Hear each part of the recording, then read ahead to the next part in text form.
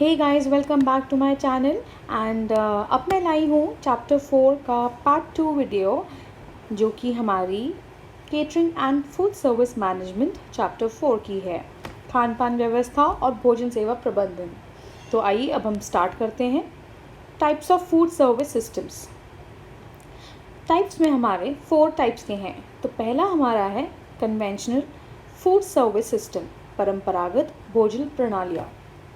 First point, food is prepared in a kitchen where it is to be served. जहाँ पर आपको सर्व करना है वहीं पर आपकी किचन होती है और आप वहाँ से बनाकर आप सर्व कर देते हैं।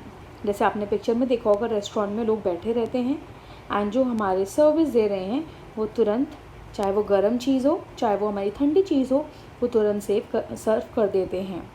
Second point, it is held hot और cold and served as soon as it is prepared. जितना जल्दी बन जाता है उतना ही जल्दी और तुरंत सर्व किया जाता है ताकि गर्म चीज़ ठंडी ना हो जाए और ठंडी चीज़ हमारी गर्म ना हो जाए या ख़राब ना हो जाए।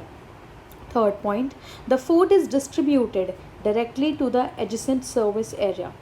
एडजेसेंट सर्विस एरिया मीन्स जहाँ पर आपकी किचन है उसी के बगल में और पास में ही आपके चेयर्स एंड सिटिंग एरिया होता है जहाँ पर आप सर्व करते हैं। तो आइए अब हम इसके एग्जाम्पल्स देखते हैं, जैसे कैफेटेरिया, कैंटीन्स स्कूल में जो होती हैं, restaurants. Advantages. First point, the system is adaptable to individual preferences. जो इंडिविजुअल की प्रेफरेंस है वो मेन्यू देख के बताएगा कि मुझे फ्रेंच फ्राइज़ खाने हैं तो तुरंत फ्रेंच फ्राइज़ गर्मा गर्म आ जाएंगे। सेकेंड, फ्लेक्सिबिलिटी इन मेन्यू प्लानिंग। फ्लेक्सिबल होता है मेन्यू प्लानिंग के अकॉर्डिंग। जैसे आप जाओगे मैकडॉनल्ड्स में तो ब्रेकफास्ट का अलग होता है, देन फिर हमारा जो बाकी जो दिन बचता है उसका हमारा अलग प्रिपेयर होता है। तो it is flexible in nature, you can change it. Next, seasonal और लोकल फूड्स। जो भी आसपास हमें मिलता है उसी के अनुसार हमारा ये मेन्यू बनता है और खाना भी मिलता है। आप एग्ज़ाम्पल ले लीजिए, मैकडॉनल्ड्स अगर इंडिया में है तो आपको ईज़िली जनरली वेजिटेबल्स ज़्यादा यूज़ होती हैं, राइट, आलू ज़्यादा यूज़ होता है। बट अगर आप बाहर जाओगे तो आलू टिक्की की जगह जनरली क्या होगा, वो नॉन वेज होगा। तो it depends from season and local food. Season के हिसाब से भी हमारी डिशेस बनती हैं। गर्मियों में ठंडी चीज़ें, सर्दियों में गर्म चीज़ें। Fourth point, distribution costs are minimum. जो डिस्ट्रीब्यूशन कॉस्ट है वो बहुत मिनिमम होती है। क्यों? क्योंकि सर्विस भी हमारी वहीं दी जा रही है, उसे कहीं बहुत दूर नहीं जाने पड़ रहा है। तो आइए, आई होप आप ये समझ गए हैं conventional food service system. Second पे चलते हैं, commissary food service system. Commissary food service system में क्या होता है, the food is prepared at a centrally at one place. एक सेंट्रल जगह पर बनता है एंड फिर जहाँ पर उसे जाना है वहाँ जाता है। आप एग्जाम्पल ले लीजिए, मिड डे मील सेंट्रल जगह बन रहा है वो, राइट, एंड देन वो स्कूल्स में पहुँचता है। तो ये हमारा commissary food service system. The food is served at far off and remote areas as a production center and service area are located in different facilities. इसमें एग्जाम्पल दिया हुआ है chain of outlets barista and Starbucks. Barista and Starbucks में क्या होता है, आप वहीं पर ले जा सकते हो सामान एंड आप देन सर्व कर सकते हो मिड डे मील्स। बारिस्टा में इसने इसलिए बोला है, जैसे सपोज टेक एन एग्जाम्पल, वहाँ पर केक रखा रहता है या आपके मतलब पफ्स रखे रहते हैं। तो ये सारे जो हमारे एग्जाम्पल जो आते हैं वो प्रिपेयर हमारे एक सेंट्रल जगह पर बनते हैं, फिर जगह जगह वो डिस्ट्रीब्यूट हो जाते हैं। And I have given a very common example, that is mid day meal. तो आपको पिक्चर क्लियर हो गई होगी मिड डे मील से। एडवांटेजेस क्या हैं हमारी। First, individual preferences can be catered. Individual preferences भी केटर हो सकती हैं to in the final preparation at the serving area and facility. आप एग्जाम्पल ले लीजिए, इसने बोला बारिस्टा। बारिस्टा में आप टेक एन एग्जाम्पल, कॉफ़ी आप पीना चाह रहे हो, स्ट्रॉन्ग पीनी है या लाइट पीनी है, तो उसके अकॉर्डिंग वो कॉफ़ी पाउडर ऐड करेगा, right. Next, the ingredients are bought in bulk so it is economical. Ingredients जो हमारे खाना बनाने के लिए चाहिए होते हैं वो बहुत ज़्यादा मात्रा में लिए जाते हैं इसलिए वो सस्ते हो जाते हैं एज़ कम्पेयर टू अगर आप थोड़ा थोड़ा सामान लोगे। Next, no need for separate equipment. आपको ज़रूरत नहीं है अलग अलग इक्विपमेंट्स खरीदने की। आपको पता है कि मेरा ये खाना बनेगा तो इसी का इक्विपमेंट चाहिए आपको। Next, uniformity in quality all across the chain outlets. Uniformity means जो भी हमारी चीज़ें बन रही हैं वो सबका टेस्ट अलग होगा, कलर सेम होगा, दिखने में जैसी हैं सब वैसी ही दिखेंगी, appealing wise, art wise, right. Next is cost effective. Cost effective भी होती हैं, मीन्स नॉट दैट वेरी महंगा। तो आइए अब हम थर्ड पे चलते हैं, ready prepared food service system, तैयार भोजन संबंधी सेवा प्रणाली। First point, food items are prepared well in advance before service and are kept frozen till the time of use. इसमें जो हमारा खाना है वो हम तैयार कर लेते हैं पहले, एंड जब हमें सर्विस देनी होती है हम खाने को निकाल के दे देते हैं। अब खाना गर्म है तो ऑब्वियसली आप गर्म जगह रखोगे या माइक्रोवेव करके दोगे, या अगर आपका ठंडा है तो आप ठंडी जगह रखोगे। एग्जाम्पल इसमें दिया हुआ है frozen parathas, frozen fries, samosas, cutlets and momos. Momos आपने देखे होंगे, घर से बनाकर लाते हैं, उनके एक छोटा सा डब्बा होता है, steamer you can say, right. वो स्टीम करते रहते हैं ताकि गर्म रहें, इवन गर्मा गर्म आप खा लेते हो, राइट। तो ये ready prepared food service system हमारी होती है। Special equipments are required for freezing the foods, separate freezers for storing them in frozen conditions. अब मैंने खाली फ्रोज़न कंडीशन बताया है, बल्कि हमारा जो जैसे गर्म चीज़ रखने के लिए होता है तो वो भी हमारा उसके लिए भी अलग इक्विपमेंट्स चाहिए होते हैं। अब आप मोमोज़ का एग्जांपल ले लीजिए, हमें स्टीमर चाहिए, राइट, वो अलग इक्विपमेंट है। तो ऐसी ही हमारी डिमांड होती हैं। आइसक्रीम के लिए हमारा क्या होता है, फ्रीज़र्स होते हैं ताकि हमारी आइसक्रीम ना पिघले। Extreme care is required in handling procedures to avoid contamination and spoilage. हमें बहुत ज़्यादा ज़रूरी होती है कि उसका हम ध्यान से जो भी हमारा प्रोसीजर है वो बहुत अच्छे से रखें ताकि कंटामिनेट ना हो या स्पॉइल ना हो, ख़राब ना हो या हमारा खाना ना सड़ जाए। क्योंकि ठंडी चीज़ें और गर्म चीज़ें डिपेंड करती हैं आपको कैसे रखनी है ताकि वो ख़राब ना हो जाए और जो कंज्यूम कर रहा है उसकी तबीयत ना ख़राब हो। Last point, convenient for the consumers to eat whenever they need. जब भी कंज्यूमर्स को खाना है वो तब भी खा सकते हैं। जैसे फ्रोज़न पराठा है, फ्रोज़न पराठा मीन्स आपके फ्रीज में रखा हुआ है, आपको जब खाना है आप निकाल के गर्म करोगे और खा लोगे। तो this is all about ready prepared food service system. Ready होता है, प्रिपेयर्ड होता है, खाली आपको उसके अकॉर्डिंगली करना होता है, फिर आप खा सकते हो अपना खाना। Next is fourth is last, that is assembly service system. First point, fully prepared foods are purchased from the manufacturer. जो फुल्ली प्रिपेयर्ड फूड है आप सीधा मैन्युफैक्चरर जो बना रहा है वहाँ से लाओगे, and only the finishing processes such as thawing, heating, garnishing etcetera is done at the service area. Thawing मतलब कोई नॉनवेज है आप अंदर रखा हुआ है तो आप उसे बाहर निकालोगे तो उसकी जो कूलिंग है वो ख़त्म हो जाता है, दैट इज़ थॉइंग। हीटिंग, गार्निशिंग, ये सारी हम जब सर्विस करते हैं तब हम करते हैं। Example, sale of golgappas, bhelpuri and sev पूरी।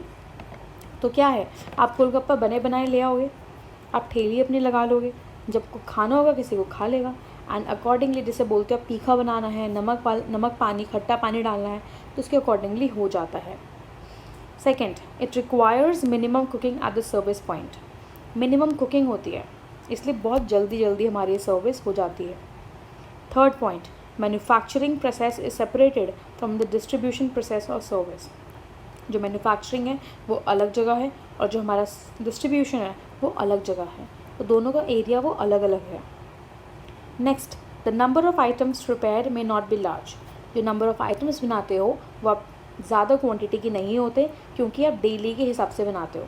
सपोज़ टेक एन एग्जाम्पल, मेरे 100 गोलगप्पे लोग खा लेते हैं तो मैं 120 रखूँगी, ज़्यादा नहीं रखूँगी क्योंकि ये भी हो सकता है कि ख़राब होने के चांसेस हों। तो ये होता है हमारा असेंबली सर्विस सिस्टम। आप असेंबल करते हो सर्विस देने के लिए जो बना हुआ खाना है। संयोजक सेवा प्रणाली या असेंबली सेवा प्रणाली। तो ये हमारे ख़त्म हो गए हैं। आइए अब हम पढ़ते हैं qualities of a food service manager और केटरर। हमारे जो खाद्य सेवा प्रबंधक होते हैं और भोजन प्रबंधक होते हैं उनमें क्या क्या हमारी क्वालिटीज़ हैं।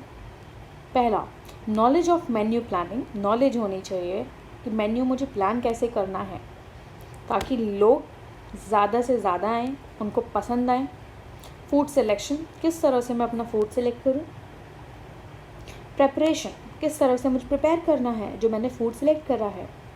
सर्विस, मुझे सर्विस किस ढंग से देनी है।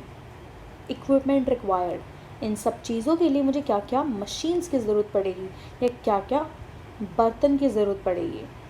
Equipments. Next, organisational and managerial skills and successful personal direction. आप ऑर्गेनाइज करोगे सारी चीज़ें। जब आपने मेन्यू बना लिया है, खाना आपने सोच लिया कि मुझे ये बनाना है, तो ऑब्वियसली ऑर्गेनाइज भी करना पड़ेगा ताकि आपका जो गोल है वो कंप्लीट हो जाए। Next, ensure that sanitation and hygiene is optimal. Means जो आपकी हाइजीन है, साफ़ सुथरा होना चाहिए जो भी आप सर्विस दे रहे हो, right. Next, have adequate system of cost control. Cost control means ये नहीं कि बहुत ही ज़्यादा आपने महंगा कर दिया है और आपको कुछ फ़ायदा भी नहीं हो रहा है, तो कंट्रोल होना बहुत ज़रूरी है। जो भी आप बना रहे हो आपको भी फ़ायदा होना ज़रूरी है और जो दूसरे खा रहे हैं उनको भी ना लगे कि बहुत महंगा है। And it depends on menu planning and कहाँ पर आप सर्व कर रहे हो। Wisely utilise space for physical layout of the unit. जो भी आपकी स्पेस है वो आप अच्छे से लेआउट बनाओ और अच्छे से उसका सिटिंग एरिया, सर्विस एरिया, सब कुछ अच्छे से इंतज़ाम होना चाहिए ताकि कोई आ रहा है तो उसे भी अच्छा लगे, इन्वायरमेंट, राइट, एंड जो काम कर रहा है उसको भी ईजी हो जाए। Next, ensure that appropriate waste management practices and procedures are used. Waste management practices हमें बहुत ज़्यादा ज़रूरी होती है। जो हम खाना बना रहे हैं हम वेस्टेज बहुत ही मिनिमल रखें, ना ही रखें। एंड प्रोसीजर्स आर यूज्ड, जो भी हम खाना बना रहे हैं उसका एक प्रोसीजर होता है हर चीज़ का, तो हमें अच्छे से फॉलो करना चाहिए ताकि हमारा हमेशा सेम टेस्ट आए और कंज्यूमर भी खुश रहे और हमारी वेस्टेज भी कम हो। Ensure the entire procedure is environment to the greatest extent possible. जो भी है आपका एंटायर प्रोसीजर है वो एनवायरनमेंट लविंग होना चाहिए। सो आई होप आप समझ गए हैं, ये हमारी सारी क्वालिटीज़ हैं। प्लानिंग क्या होता है? अ menu is a means of communication by which the caterer, food service unit, whatever type it may be, informs the customer, consumer what food items are being offered. तो मेन्यू एक ऐसा means है communication का जो बता सकता है कि केटरर फूड सर्विस यूनिट किस तरह का खाना ऑफ़र कर रहे हैं कस्टमर या कंज्यूमर को। कंज्यूमर मीन्स जो कंज्यूम कर रहा है, खा रहा है। कस्टमर जो वही कस्टमर का अलग वर्ड है consumer. Now let's see the points to consider while planning menu. Menu योजना बनाते समय हमें क्या क्या ध्यान में रखना चाहिए। मेन्यू जब हम बनाते हैं मेन्यू तो हमें क्या क्या बात ध्यान में रखनी चाहिए। पहला पॉइंट है क्लाइमेट, जलवायु। मीन्स अगर मैंने बोला कि गर्मी चल रही है और टेम्परेचर है हमारा 34, तो क्या आप गर्म चीज़ें दोगे? नहीं दोगे ऑब्वियसली। तो ये डिपेंड करता है कि आप रेस्टोरेंट में ऐसी मेन्यू में चीज़ें रखें जो हमारे क्लाइमेट के हिसाब से हो। Next, season and availability of ingredients. Season, गर्मी, सर्दी, ऋतु, ये हमारे सीजन्स होते हैं, राइट। तो उसके भी डिपेंड करता है कि आप मेन्यू कैसे रखोगे। अवेलेबिलिटी ऑफ इंग्रेडिएंट्स, क्या क्या हमारा अवेलेबल है, सीजनली अवेलेबल। सर्दियों में ग्रीन वेजिटेबल्स बहुत सारी होती हैं, तो आप ग्रीन वेजिटेबल्स हेल्दी बना सकते हो अपना menu planning, right. Third point, price range. कीमत आपको बतानी होगी मेन्यू में कि मेरे जो गोलगप्पे हैं वो 70 रुपीज़ प्लेट है, 100 रुपीज़ प्लेट है। Depends upon your food service, आपका रेस्टोरेंट कैसा है। नेक्स्ट, टाइम ऑफ डे, आप किस समय का भोजन दे रहे हो, ब्रेकफास्ट, लंच, डिनर और evening snacks. Next, nutritional considerations and choices, आप न्यूट्रिशन को भी कंसिडर कर सकते हो कि हमारे यहाँ कम तेल में खाना बनता है या हमारे यहाँ अच्छा तेल यूज़ होता है, घी यूज़ होता है, या हमारे यहाँ ग्रीन लीफी वेजिटेबल्स बहुत यूज़ की जाती हैं। We are not using any additives, कोई भी हम कलर यूज़ नहीं कर रहे हैं, तो आप ये सब चीज़ें बता सकते हो। नेक्स्ट, मेन्यू पैटर्न, मेन्यू का पैटर्न कैसा होना चाहिए आपका। And sequences of courses, sequence of courses means what you want to have during the courses, right. जैसे soup, then you'll have little bit starters, then you'll have the main, and then dessert. So this way it can go, or whatever you way want. तो ये हमारा हो गया menu pattern, पाठ्यक्रमों के अनुक्रम। तो आई होप मेन्यू प्लानिंग आपको समझ आ गया है। अगर कुछ समझ नहीं आ रहा है गाइस, मैं बता रही हूँ, आप कमेंट बॉक्स में लिख सकते हो। I will surely gonna help you in that, ठीक है। एंड कोई और टॉपिक आपको समझ नहीं आया तो वो भी आप दोबारा वीडियो देखोगे तो आपको समझ आ जाएगा। मैंने प्रॉपर नोट्स दिए हैं, डेफिनेशंस दिए हैं। Next, functions of a menu. तो फंक्शंस क्या क्या होते हैं हमारे मेन्यू के। व्यंजन सूची कार्य, इट इन्फॉर्म्स द कस्टमर और consumer about what is available. सबसे पहला फंक्शन हमारा ये है कि भाई कस्टमर को इन्फॉर्म करता है कि है क्या उनके पास, पहला फंक्शन। दूसरा function, the catering staff about what is to be prepared. Catering staff को भी पता होता है, अच्छा मेरे साउथ इंडियन है सारा, मुझे यही डिशेस प्रिपेयर करनी है। तो दो फंक्शंस हैं, इन्फॉर्म करता है कस्टमर को, और जो केटरर है उसको भी पता होता है कि हमें क्या क्या बनाना है, तो दोनों के लिए वो ईजी हो जाता है। Next, the menu creates an image which also reflects the overall style of the restaurant. अब मेन्यू सिंपल सा होगा तो मज़ा नहीं आएगा, बट अगर आप वहीं देखोगे मेन्यू बहुत अट्रैक्टिव है, बहुत सारी लाइक क्यूजीन्स हैं, तो आप एकदम फ्लैट हो जाओगे, वाओ कितना अच्छा है मेन्यू, तो आप खुश हो जाओगे। तो वो रेस्टोरेंट का भी इमेज दिखाता है। Next, attractive well design menus help to promote sales and can be a means of advertising. अगर आपका अट्रैक्टिव मेन्यू है तो आप उसे एडवर्टाइज़ भी कर सकते हो, जिससे आपके पास बहुत सारे कस्टमर्स आएंगे और आपकी बिक्री बहुत ज़्यादा बढ़ जाएगी। तो ये हैं हमारे फंक्शंस ऑफ मेन्यू। अब आइए सबसे इम्पॉर्टेंट टॉपिक हम पढ़ते हैं इस चैप्टर का, one of the important topic, management process, प्रबंधन। अगर आपने देखा होगा मैंने ये एरो बना रखे हैं, तो ये मैंने इसलिए बना रखे हैं क्योंकि हमारे सारे स्टेप्स हैं मैनेजमेंट में जो हमें हेल्प करता है किसी भी चीज़ को मैनेज करने के लिए। तो हम ये चैप्टर जो है हमारा फूड सर्विस के ऊपर है।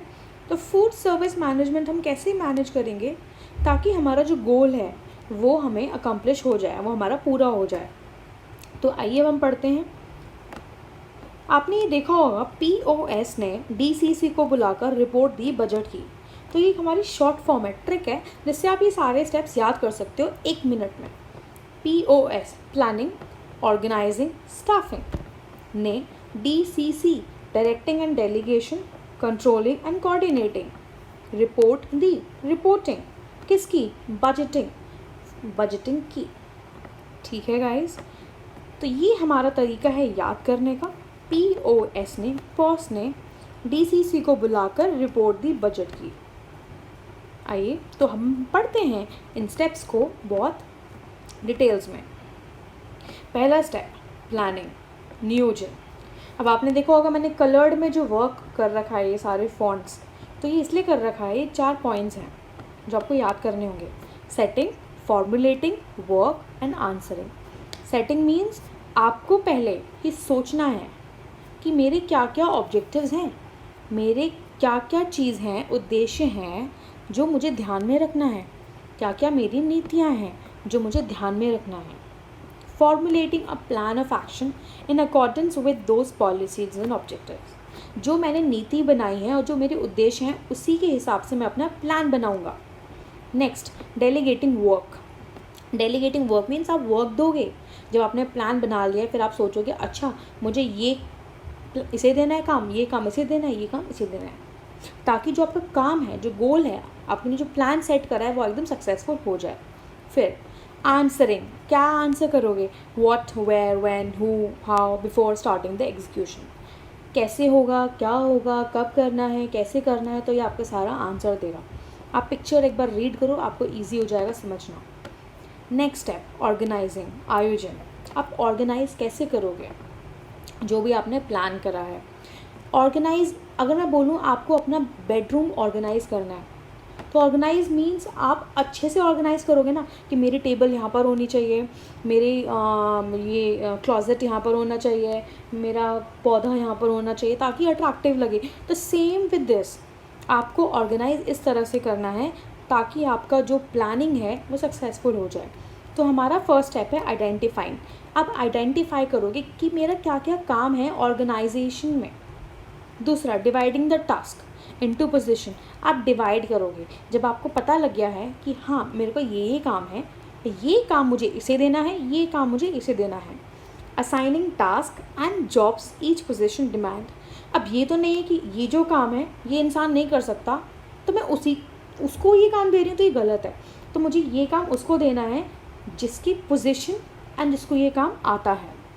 असाइन मीन्स काम देना, सौंपना सही इंसान को। ग्रुपिंग, फिर आप टीम बना सकते हो अकॉर्डिंगली, ताकि आपका काम जल्दी, आसानी से और अच्छे से हो जाए। PO, पो हो गया, अब बचा S, स्टाफिंग, स्टाफ रखना। एम्प्लॉइंग मीन्स आप इंसान ला रहे हो जो काम करने के लिए आपके रेस्टोरेंट में, जिसके पास स्किल्स हो, नॉलेज हो उस काम करने के लिए। फिर ट्रेनिंग, आप ट्रेनिंग भी दोगे कि अच्छा तुम्हें ऐसे करना है, ऐसे करना है, ऐसे करना है। इंटर्नशिप सुना है आपने, जब आप भी कहीं नई जगह जाते हो तो आप 2 महीने के लिए, 1 हफ्ते के लिए आप काम करते हो, सीखते हो, दैट इज़ ट्रेनिंग। तो एम्प्लॉइंग एंड ट्रेनिंग होता है स्टाफिंग में, स्टाफ रखना। POS हो गया है। अब आया हमारा DCC, डायरेक्टिंग एंड डेलीगेशन, निर्देशन और कार्य सौंपना। तो पहला है हमारा डिस्ट्रीब्यूशन, आप डिस्ट्रीब्यूट करोगे काम योग्यता के अनुसार, मीन्स जिसके पास जो टैलेंट है उसी के अकॉर्डिंग आप अपना काम दोगे। नेक्स्ट, टेकिंग क्विक डिसीजंस, जल्दी जल्दी डिसीजंस लोगे। ये नहीं है कि डिसीजन लेट हो रहा है तो उससे हमारा काम भी लेट होगा, प्लान हमारा अनसक्सेसफुल हो जाएगा, क्योंकि हर चीज़ की एक समय होती है कि मुझे इतने देर में काम करना है। नेक्स्ट, इंटरेस्ट, आपको इंटरेस्ट देखना है स्टाफ का भी, ये नहीं ऑर्गेनाइजेशन का देखना है, बट आपको स्टाफ जो आपने रखा है, जो आपके यहाँ काम कर रहे हैं, उनका भी इंटरेस्ट देखना है। ये नहीं कि उसको पसंद नहीं और आपने काम दे दिया फालतू में, तो you have to see that also. C controlling, control करके रखना है सब चीज़ों को। जो भी आप काम दे रहे हो वो काम कर रहे हैं या नहीं कर रहे हैं, काम ठीक से दिया है नहीं दिया है, अगर काम हो गया है तो कैसा हुआ है, तो आपको हर चीज़ का कंट्रोल करना है। First point, ensuring that the performance is in accordance with the plan. Next, cost controlling, cost per भी आपको ध्यान में रखना है कि ज़्यादा खर्चा तो नहीं हो रहा मेरा, नुकसान। नेक्स्ट, कीपिंग रिकॉर्ड्स, जो भी चीज़ें हो रही हैं सबका रिकॉर्ड रखना है, ताकि अगर आपका ये प्लान अनसक्सेसफुल होता है और आप दोबारा ये स्टेप्स देखोगे तो आपको पता लग जाएगा कि मेरी गलती यहाँ थी, मुझे यहाँ से स्टार्ट करना है, यानी कि मुझे पूरा प्लान दोबारा स्टार्ट करना है। कोऑर्डिनेटिंग मीन्स आपको कोऑर्डिनेट करना है सारी चीज़ों से। मैनेजर है वो हर चीज़ देखता है, सिटिंग एरिया कैसे है, काम हो रहा है नहीं हो रहा है किचन में, वेटर ठीक से काम कर रहे हैं नहीं कर रहे हैं, तो ये सारा कोऑर्डिनेशन है, ठीक है, समन्वयन करना। Interlinking and interconnecting various activities in an organisation for a smooth running and achieving the desired goals, ताकि काम ठीक से होता रहे एंड जो आपके गोल हैं वो पूरे हो जाएं। फिर आता है हमारा रिपोर्टिंग मीन्स आप रिपोर्ट दोगे अथॉरिटीज़ को कि भाई ये ऐसे काम हुआ है और इसका ये रिज़ल्ट आया है, जो आपने काम करा है, ठीक है। वो कैसे दोगे आपने रिकॉर्ड्स मेंटेन करे हैं कंप्यूटर में या आपने पेपर पे लिखा है, तो उसके थ्रू आप दोगे। तो keeping different authorities of a department, that is managers, executives, informed about various task through reports, papers and records, तो इसके थ्रू आप रिपोर्ट करोगे। लास्ट स्टेप, रिपोर्टिंग दी बजटिंग की, budget, planning for allocation of finances, कि आप किस तरह से एलोकेट करोगे अपने फाइनेंसेस, पैसे, ताकि उनका यूज़ ठीक से हो।